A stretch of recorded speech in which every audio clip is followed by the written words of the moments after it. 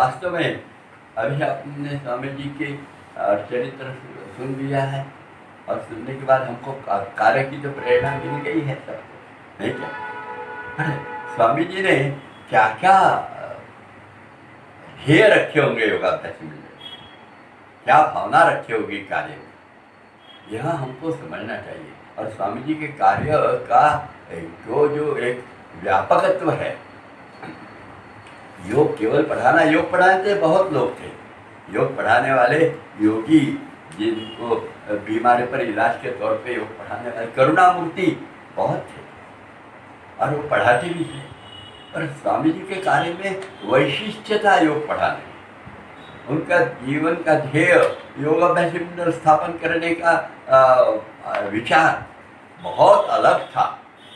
केवल मेरा नाम हो, मैं योग गुरु बन जाऊं और मेरे शिष्य बन जाए, यह कुछ नहीं था उनका। माझे मी पण तो पूर्णतः विरून गेले होते थे, उनके जीवन में मैं नहीं था। मैं यानी इतना विदेही भाव था। याद है मुझे, एक बार हम लोग गार्डनिंग करते करते हमको नींद लग गई, बैठे थे बाजू में कुर्सी पे, पर नींद लग गई, और वो नींद लग गई तो स्वामी जी को कुछ मालूम नहीं, इच्छा हो गई उठने की, और वे उठ रहे थे, उठना नहीं होता था उनका, तो फिर वो ऐसे उठे और शायद गिरे, और गिरे तो उनको एक कोहनी में लग गया, और हम लोगों को पता ही नहीं चला। लगा था, और वो लोहा लगा था, वो लोहे का पलंग था उनका, तो लोहा, और उसी में हमको 3 दिन बाहर जाना था, हम लोग छुट्टी लेकर जा रहे थे, तो रात को जो लगा था, और तो सुबह कुछ बोले नहीं उन्होंने, और उनको हमने नहलवा वगैरह दिया, वो तो हो गई हमारी गलती। और फिर वो 3 दिन के बाद आके देखा तो पका हुआ था ये हाथ, अरे बाप रे क्या पका हुआ था, लाल लाल हो गया था, उसमें पस भी हो गया था। पर ये आदमी महान सन्यासी एक शब्द कुछ बोल नहीं रहा था, दिखा भी नहीं रहा था कि कुछ उनको कष्ट हो रहे हैं, बड़ा शांत था। मैंने क्या हो गया, कैसे? फिर डॉक्टर के पास गए, और डॉक्टर ने दवाई दिए, तब कहीं वो विदेह कुछ नहीं था, यानी देह का भाव था, मैं नहीं था, कुछ नहीं था, केवल गुरु ने बताया हुआ कार्य करते रहना आजन्म यह, और वह करने के लिए लोगों को प्रेरणा देना, यह भी उनके जीवन में वैसा नहीं था, उनका जीवन ही प्रेरणादायी था बड़ा, और इसलिए लोग प्रेरणा लेते रहे, ये जीवन से पाकर बहुत अच्छा होगा। आज मैंने एक लघु कथा पढ़ी, वो एक पिताजी अपने माँ की सेवा कर रहे थे, और माँ की सेवा कर रहे थे तो उनके बच्चा तो वो आ गया, और वो माँ पिताजी के पीठ को तेल लेकर मालिश करने लगा, तो वो बोला कि ओहो, पिताजी बोले कि आज मुझे बहुत बड़ी वंश परंपरागत और प्रॉपर्टी प्राप्त हो गई है। बोले देखिए, माँ की सेवा करता रहा मैं, तो मेरा बच्चा अभी देखो ये भी मेरी सेवा करने लगा, और ये जीवन भर यही करेगा, तो उसको कोई चिंता नहीं है, तो मेरा भविष्य कितना और संरक्षित हो गया है, मानो परंपरा से प्राप्त प्रॉपर्टी ही मुझे मिल गई है। ऐसा एक भाव जो था, कुछ बोलना नहीं पड़ा, पर कर्तव्य करते रहे तो ये सब चीज़ें होती है। बिल्कुल स्वामी जी का ऐसा ही रहा, स्वामी जी ने किसी को काम करने के लिए कहा नहीं, पर लोगों ने उनसे प्रेरणा प्राप्त की, उनको देख देख कर, और वो कार्य ऐसा बढ़ता रहा। अच्छा, फिर स्वामी जी के कार्य में कितने नए वर्ग चालू हो गए नागपुर में, 7, 8, 9 वर्ग नागपुर में हो गए, बाहर का हो गए, और योग सम्मेलन वगैरह सब चालू हो गए थे स्वामी जी के ज़माने में। ये स्वामी जी ने बहुत, पर ये करते समय उनके दिल में क्या भावना थी, तो वो उनके पुस्तक जो है छोटा ग्रंथ, उसमें हमको पढ़ता है। उन्होंने यौगिक आसन वगैरह कुछ नहीं लिखा, उन्होंने लिखा सुलभ सांघिक आसने। आपने पढ़ा होगा किताब के नाम, सांघिक समूह, यानी एक व्यक्ति के लिए योग, ये स्वामी जी का भाव नहीं था। उनके गुरु ने बताया था, जन जन के मन मन में यह योग भाव जागृत करिए, और इसलिए उन्होंने जब यह योगाभ्यासी मंडल का कार्य चालू किया तो उन्होंने एक संदेश बना दिया। वो संदेश में क्या लिखा, दादा वर्णन करने संस्कृत में बना के दिया उनको ये। तो पर भाव क्या थे, समाधानाय सौख्याय निरोगत्वाय जीवने योग मेवाभ्यसे प्राज्ञा यथाशक्ति निरंतरम। समाधान, सुख और निरोगत्व के लिए योगाभ्यास निरंतर करते रहेंगे, अखंड यथाशक्ति करेंगे, अखंड करते रहेंगे और यह कार्य फिर अखंड रूप से चलता रहेगा योग कार्य। ऐसे भाव स्वामी जी के संदेश में ही है, बड़ा विलक्षण भाव है। और यह भाव के साथ जब स्वामी जी का यहाँ कार्य चालू हो गया तो वो कार्य करते समय उन्होंने क्या नया चीज किया कि वर्ग चालू किए योगाभ्यास के। यह वर्ग, यह कल्पना बड़ी विलक्षण है। वर्ग में 10 लोग, 20 लोग, 100 लोग, 200 लोग, 500 लोग आएंगे, एक साथ करेंगे, एक साथ एक समय एक आज्ञा के अनुसार करेंगे तो सबके विचार, सबके आचार, सबके उच्चार और समान ही होते जाएंगे। एक समान हो गया तो एक समाज बहुत सुंदर पद्धति से विकसित होगा, एक समाज विकसित होगा।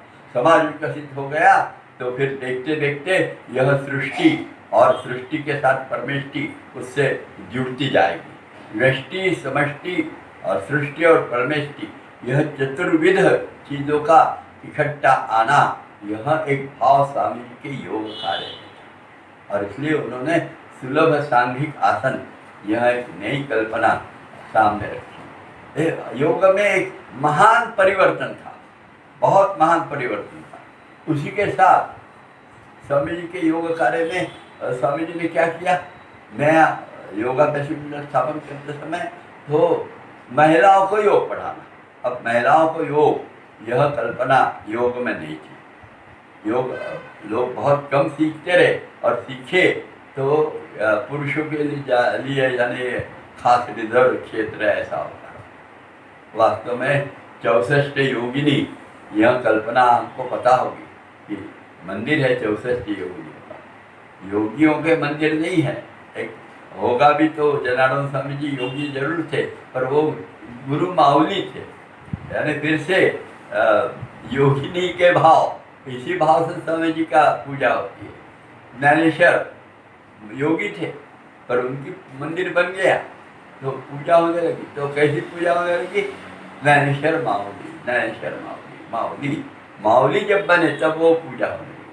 तो योगिनी तो हमारे यहाँ थे पर पूजा वो क्या आ गया समय कि योगी महिलाएं के लिए योग बंद हो गया। स्वामी जी ने महिलाओं को योग पढ़ाना और योग करते समय बीमारों को योग पढ़ाना। इसमें उन्होंने कहा था कि आने वाले दिनों में समाज बड़ा कठिन जीना हो जाने वाला है। डॉक्टर के पास जाएंगे तो एक बीमारी दुरुस्त होगी तो दूसरी चालू हो जाएगी और समाज, पूरा का पूरा समाज ये बीमारी के एक चक्र में, दुष्ट चक्र में फंसा रहेगा। दवाई, बीमारी, बीमारी दूर हो गई तो नई बीमारी आई, फिर दवाई दी, ऐसे एक चक्र में ही फंसा रहेगा।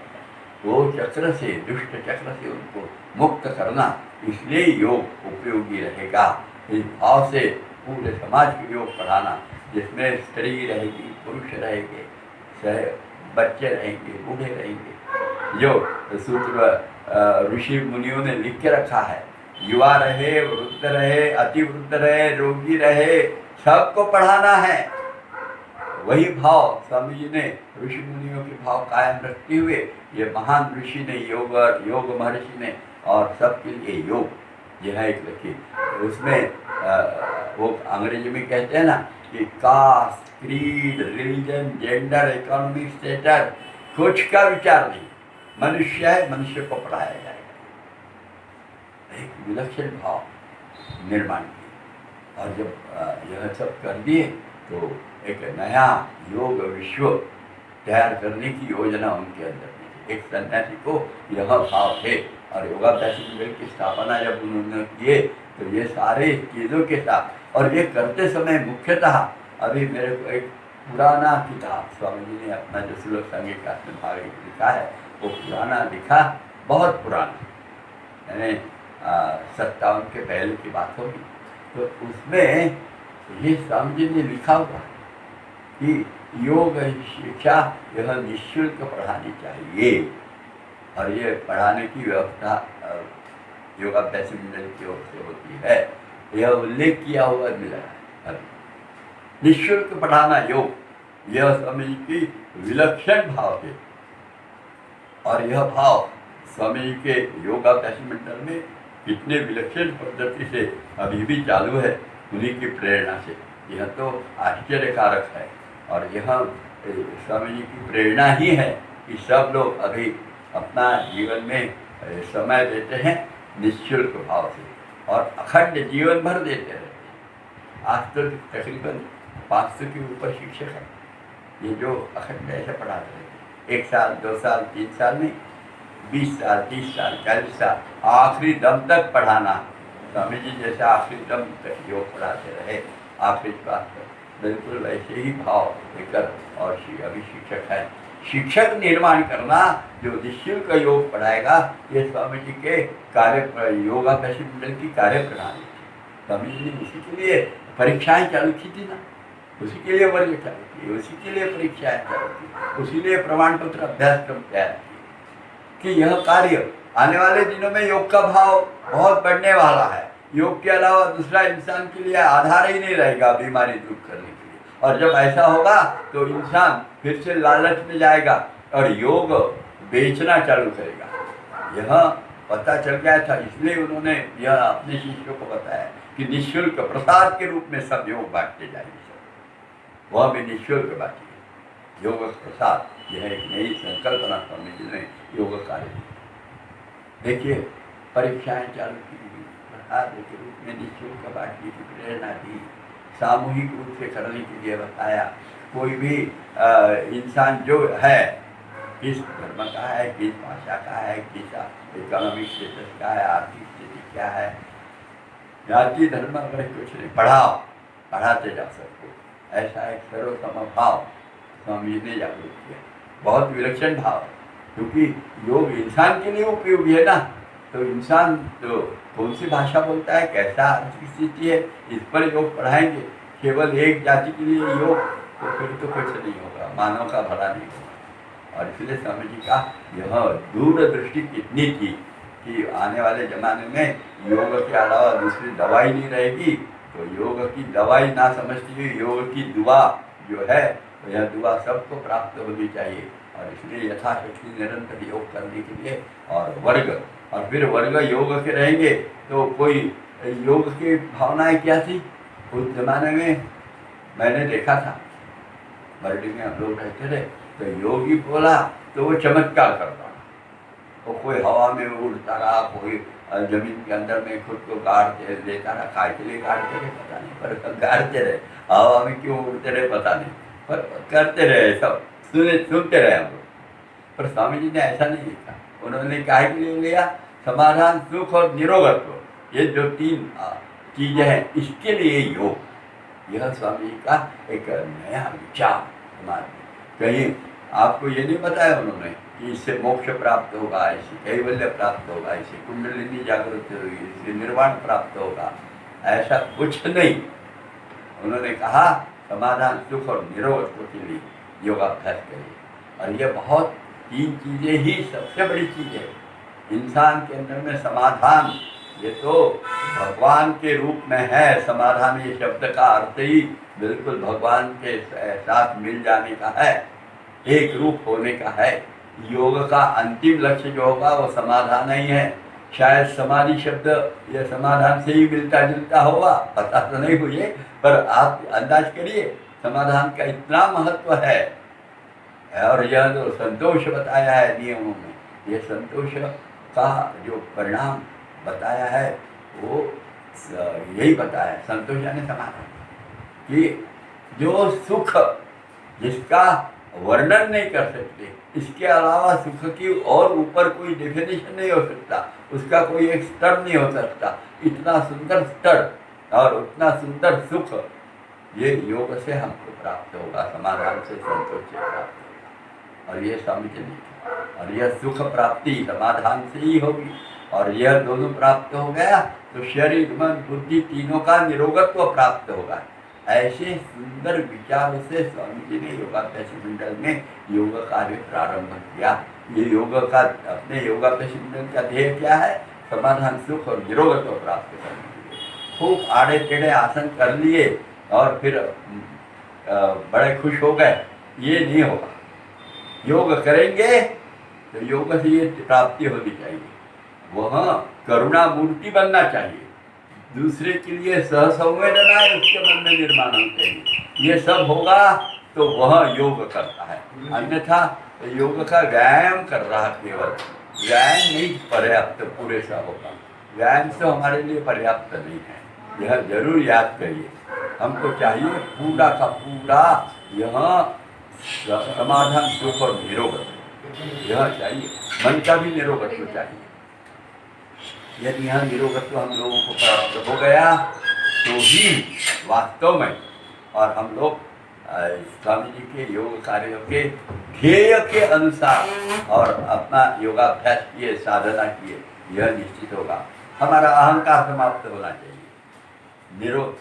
रोगी मन का लक्षण है अहंकार, रोगी बुद्धि का लक्षण है अहंकार, रोगी मन का लक्षण है स्वार्थ, रोगी बुद्धि का लक्षण है स्वार्थ। तो निस्वार्थ बुद्धि, अहंकार शून्य अवस्था और दूसरे के बारे में सहसंवेदना, यह निर्माण करने वाला योगाभ्यास, ये जनार्दन स्वामी जी का सबसे श्रेष्ठ कार्य का आधार था। यह हमको याद करना है और इसलिए सब समाज में सभी को इस दृष्टि से बनाना, क्योंकि आज तो इतना विचित्र अवस्था हो गई है समाज की।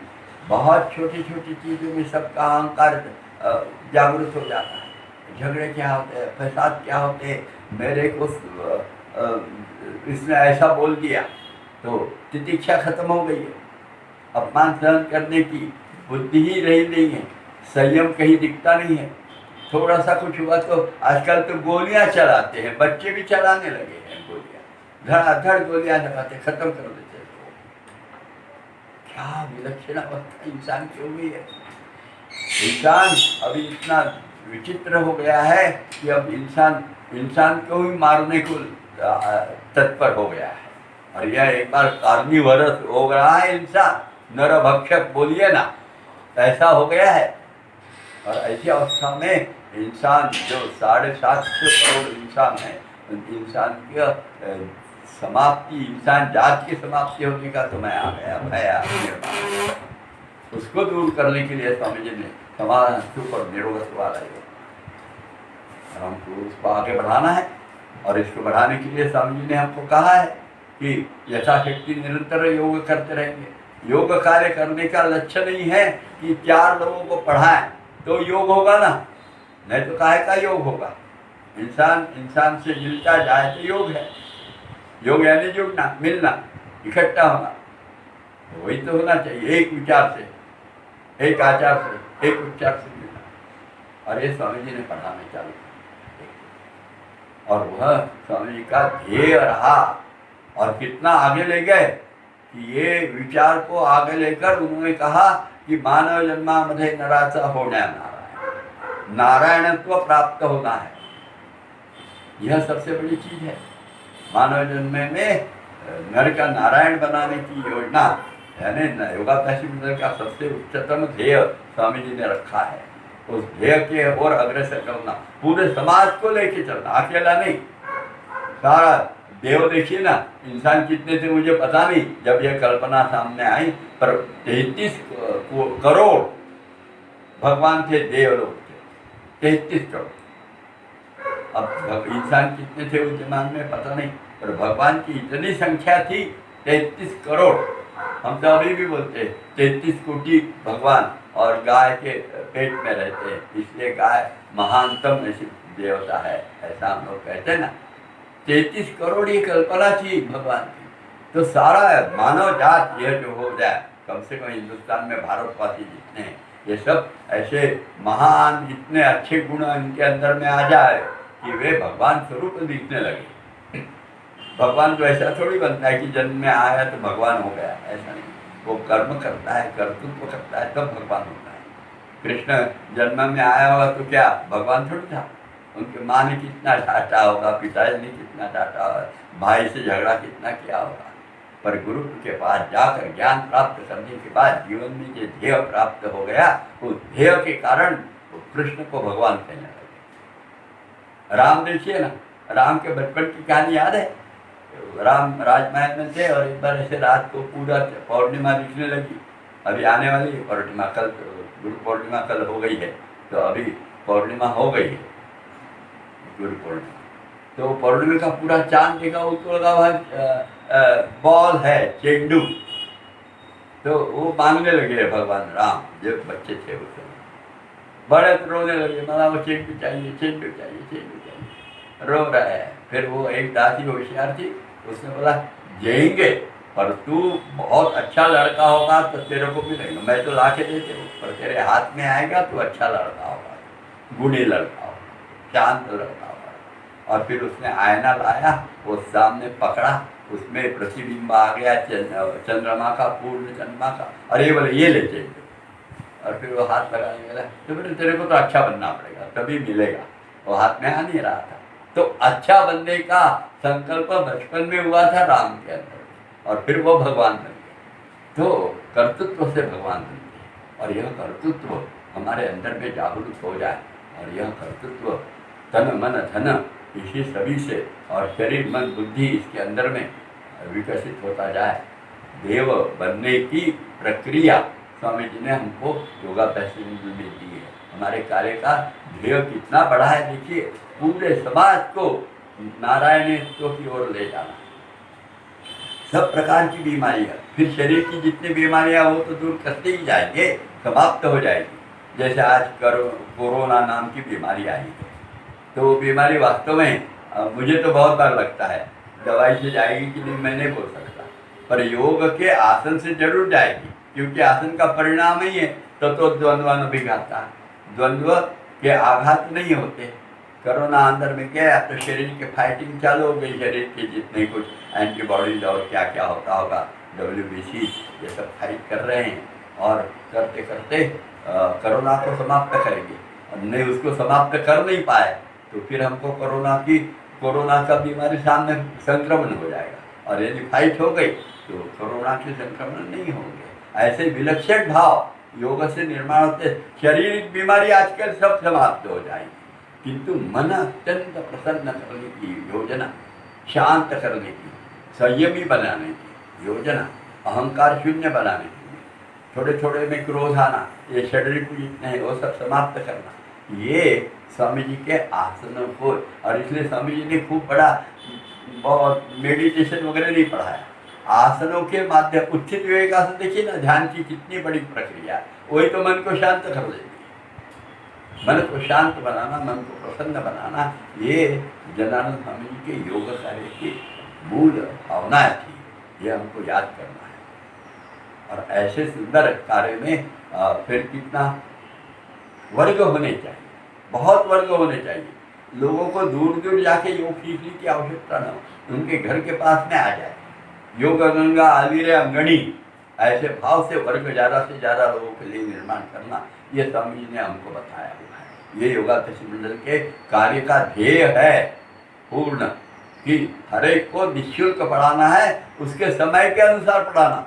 महिलाओं को कब समय मिलेगा ये पता नहीं था महिलाओं को उस जमाने में, स्वामी जी के जमाने, पर स्वामी जी ने बताया कि स्कूल कॉलेज ऑफिस ये सब सुबह 10:30-11 बजे चालू हो जाते रहे, लोग घर के बाहर निकल जाते रहे, तो महिलाओं को थोड़ा सा समय मिलता रहा उसके बाद में। तो स्वामी जी ने वर्ग महिलाओं के लिए 11 से 12 ऐसा वर्ग चालू किया महिलाओं के लिए। क्या देखिए क्या दृष्टि थी महिलाओं के लिए। उस समय महाराष्ट्र में, नागपुर में मराठी लोग भी ज़्यादा आते रहे, तो फिर महिलाएं वो गोल साड़ी पहनते रहे। अब गोल साड़ी में तो आसन नहीं कर सकते हैं, अभी भी साड़ी लोग महिलाएं पहनती है, उसको गोल साड़ी मराठी में, तो वो तो उसमें आसन नहीं होते। तो स्वामी जी एक सन्यासी, उसने 5 वाली साड़ी को, यानी गोल साड़ी को बिल्कुल 9 वाली साड़ी का बनाना, ये एक नया तरीका महिलाओं को बनाया। क्या नहीं किया स्वामी जी ने, बहुत अलग अलग ढंग से स्वामी जी योग पढ़ाते हैं। जैसी जिसकी सुविधा, घर में जाकर पढ़ाना और उसको योग के लिए प्रेरित करना और फिर योग कार्य के लिए उसको तत्पर बनाना, बीमारी पर इलाज के तौर पे योग पढ़ाना, उसको दुरुस्त करते हुए बीमारों को दुरुस्त करने वाले योग शिक्षक तैयार करना, निःशुल्क। हाँ, ये सब होने वाला निःशुल्क है। ऐसे स्वामी जी के कार्य की यह धारणा भी, और मूलतः भारत का पूरा समाज एक जिनसी बन जाए, एक विचार से आगे बढ़े और सुंदर मनुष्य, वास्तव में नर का नारायण बनने वाले मनुष्यों का समूह करना, ये जनार्दन स्वामी जी के कार्य की विशेषता है।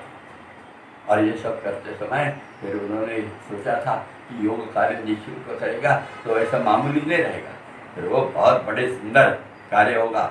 उसमें सब प्रकार के अनुशासन रहेगा। मामूली वर्ग चालू करना है तो वर्ग, अभी कोई नहीं कहता कि बात 6 बजे का वर्ग 6:01 के बाद चालू हो जाएगा, या 1 मिनट पहले या 2-4 मिनट बाद में भी चालू हो जाएगा। नहीं, 6 बजे वाला वर्ग 6 बजे यानी 6 बजे। अनुशासन क्या होता है, निःशुल्क रहा तो खूब कैजुअल नहीं है, वह अतिशय अनुशासनबद्ध। और 6 बज का 6 की डेफिनेशन कभी बनाई थी किसी ने? जनार्दन स्वामी की युगाभ्यास की 6 की डेफिनेशन भी बनी क्या? 5:59 और 60 सेकंड यानी 6। इतना पंक्चुअल विषय जनार्दन स्वामी जी ने रखा, स्वामी जी के जीवन में था। कौन से भी कार्यक्रम में और 1 मिनट क्यों ना हो पर पहले पहुंच जाते। ये पहुंचते अपने राजा राम में वर्ग चलता है, उनके जो कार्यवाह थे नान्यवड़े करता वह भी रैली मुकुंद नान्यवड़े, तो उन्होंने बताया हमारे यहाँ कार्यक्रम में स्वामी जी इतने बराबर आते रहे, गणेश उत्सव में उनको प्रवचन के लिए बुलाते रहे हर वर्ष। तो समय के पूर्व स्वामी जी पहुँच जाते रहे। एक बार मैं देर से पहुँचा, मंडल वो राजा राम लाइब्रेरी बंद थी, पर स्वामी जी आकर बैठे हुए। देखिए कितना विलक्षण स्वामी जी का समय के बारे में। संयम वाला इंसान, सहिष्णुता वाला इंसान, तितिक्षा वाला इंसान और एकाग्र बुद्धि वाला, धैर्य का परिपूर्ण व्यक्तिमत्व निर्माण करना, यह स्वामी जी के योग कार्य के मूल ध्येय है। और उसके अनुसार ही फिर परीक्षाएं देंगे। यह योगाभ्यास का बहुत बड़ा कार्य में बात है। परीक्षाएं, उसका डिपार्टमेंट रहेगा। वो परीक्षा में हर वर्ष परीक्षाएं होंगी, हर परीक्षाओं में सब लोग बैठेंगे। परीक्षाओं में बैठेंगे तो भी ऐसे कॉपी करना वगैरह कुछ नहीं, अपने मन से सबने बराबर लिखना जितना आता। उसका पद्धति बड़ी सुंदर हो गई। नागपुर यूनिवर्सिटी के कुलगुरु आए थे एक बार, हम परीक्षा के समय यहाँ वहाँ जाते हो वर्ग में, कहाँ कहाँ परीक्षा हो रही, तो साथ में आए थे। तो बोले आपकी परीक्षा देखिए, यूनिवर्सिटी से भी अच्छी है आपकी परीक्षा, फिर पेपर कैसे हम जांच करते हैं वो उन्होंने देखा। बोले अरे ये तो सब अप्रतिम है, बोले आपकी प्रक्रिया है। ऐसे सुंदर जो भी कार्य होगा, फुकट लोग बोलते हैं, फुकट वाले ने कोई बोलते हैं ना, कोई चीज मस्त रही तो वो सस्त नहीं रहती और सस्त रही तो मस्त नहीं रहती, पर यहाँ ऐसा नहीं है। स्वामी सब निःशुल्क है, स्वस्थ तो छोड़ दे, निःशुल्क है पर सबसे बढ़िया है, टॉप, ऐसा ही रहेगा। ऐसी विलक्षण पद्धति से स्वामी जी के कार्य की यह धारणा रही। परीक्षा में उत्तम पद्धति से उत्तीर्ण होकर फिर से परीक्षा का उत्तीर्ण होना यानी एक वर्ग तैयार होना, और वर्ग वह निःशुल्क आप लेंगे अपने बस्ती में, अपने मोहल्ले में, अपने स्कूल में, अपने कॉलेज में, अपने और परिचित संस्था अखंड लेते हैं। एक बार चालू किया तो अखंड वह वर्ग चालू रहे। ऐसी योजना स्वामी जी ने अपने इस कार्य में दी। यह करते समय वह जो शिक्षक बनेगा वह सर्वगुण संपन्न रहेगा, वह अच्छा वर्ग लेगा, वह अच्छा अपने सभी विद्यार्थियों से संपर्क साधेगा, विद्यार्थियों की प्रगति कैसी हो रही है यह देखेगा। यह देखते समय तो उसको मार्गदर्शन करेगा। और मैं मार्गदर्शन कर रहा हूँ ऐसा कुछ नहीं, मैं बात छोड़कर जितना कार्य कर सकते हैं उतना कार्य करेगा। है भावना स्वामी जी ने अपने नए कार्य में जोड़ी थी। स्वामी जी के कार्यों में यह सारी विलक्षण भावनाएं हैं। स्वामी जी को जो काम करना था वो मानव समाज के लिए पूरा करना था, और करते समय निःशुल्क काम, किंतु सर्वश्रेष्ठ कि मानव समाज ये देखते देखते देवत्व की ओर अग्रसर हो जाएगा, ऐसा कार्य करने की ही स्वामी जी की और ध्येय थे। स्वामी जी के ध्येय में हम समझ लेना है, इसलिए वाचन करने के लिए वाचनालय उन्होंने निर्माण किया, अभ्यास करने के लिए वाचनालय है, सुंदर पुरानी किताबें स्वामी जी ने निर्माण की। स्वामी जी ने कहा कि सारा काम स्वयं प्रेरित करना है, तो सभी कार्य अभी जितना होता है तो धन मांगना नहीं, अयाचित वृत्ति स्वामी जी की जो थी वो कायम अभी भी स्वामी जी ने रखी मंडल लोग पर। अनंत हस्ते देता कमला कराने, ऐसी अवस्था मंदिर की हो जाती है। जिस काम के लिए चाहिए बिना मांगे पैसे आ जाते हैं, धन आ जाता है, कार्य पूर्ण हो जाता है। अभी देखिए ना, आपने देखा होगा नई वास्तु बनी है, 5 मंजिल वाली वास्तु बनी, कैसी बनी है देखिए, देखते देखते अप्रतिम बनी हुई, पर सहज रूप से बनी, लोग देते हैं स्वामी जी के और इस आश्रम को लोग देते हैं। हमारी भावना चाहिए कि हमको निःशुल्क कार्य करना, यह संभव होता है। समाज, जनता जनार्दन यह जब उसके साथ जुड़ जाता है तो फिर वह तो भगवान का कार्य होता है। यह श्रद्धा अंदर में विकसित करना, यह स्वामी जी के और काम का योगाभ्यास मंडल का ध्येय है। ऐसे योगाभ्यास मंडल के कार्य में हम सब जुटे, आगे बढ़ते जाएं, आगे बढ़ते बढ़ते पूरे समाज को और इंसान को, कम से कम अपने इर्द गिर्द जितने लोग हैं, अपने परिचित हैं, इनको स्वामी जी के कार्य में जोड़े। स्वामी जी के कार्य अपना जीवन का एक अविभाज्य अंग बने, और वह बनते समय मैं भी अपनी उन्नति करता रहूँगा। ये मैं अपनी उन्नति करूँगा, अपने दोष को दूर करते जाऊँगा और दोष विहीन ऐसा एक सुंदर व्यक्तिमत्व बनूंगा। ऐसा कार्य करने की योजना यानी जनार्दन स्वामी जी के कार्य की व्यवस्था है, यह हम सब समझ लें। और तो बहुत चीज़ें हैं, वो तो सब आप देखेंगे। कार्य करने के लिए योगाभ्यास मंडल ने बहुत हमारे लिए योग प्रकाश बनाया।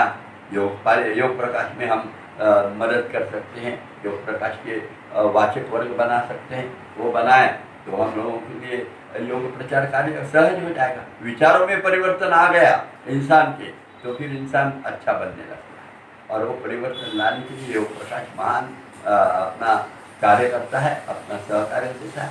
योग प्रकाश का काम आप करिए, क्या नहीं कर सकते, बहुत कर सकते हैं। आप केवल आता जाइए, जुड़ तो जाइए, आया एक बार कि जाइए ना, थोड़ा सा मैं छोड़कर, मैंपन जो अहंकार है इसका और लय करके मंडल को देखिए, तो फिर मजा आएगा।